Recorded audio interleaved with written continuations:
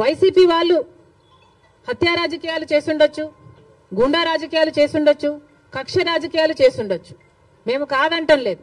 కానీ దానికి రాజశేఖర రెడ్డి గారికి ఏమిటి సంబంధం అని అడుగుతున్నాం. వైఎస్ఆర్ సిపి అంటే యువజన శ్రామిక రైతు పార్టీ,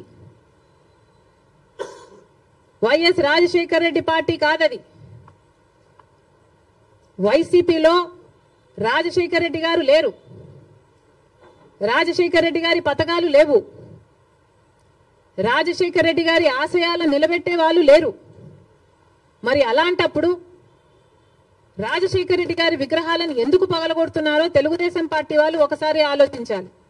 రాజశేఖర రెడ్డి గారిని, ఆయన ఆశయాలని నిలబెట్టే వాళ్ళే అయితే రాజశేఖర రెడ్డి గారు తలపెట్టిన జలయజ్ఞంని జగన్మోహన్ రెడ్డి గారు ఎందుకు విస్మరించారు?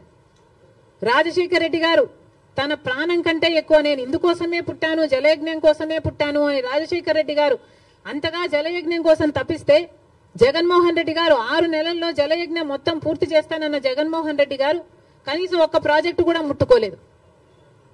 మరి వైసీపీలో రాజశేఖర రెడ్డి గారు ఉన్నారో లేదో ఆలోచన చేసుకోవాలి.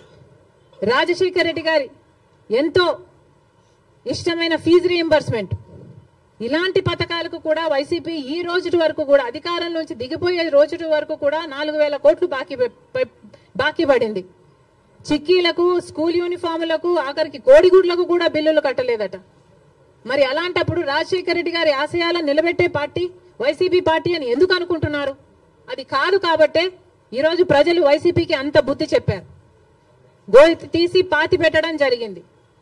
మళ్ళీ చెప్తున్నాం, వైసీపీ అంటే యువజన శ్రామిక రైతు పార్టీ, వైఎస్ఆర్ పార్టీ కానే కాదు. రాజశేఖర రెడ్డి గారికి వైసీపీ పార్టీకి అసలు సంబంధమే లేదు.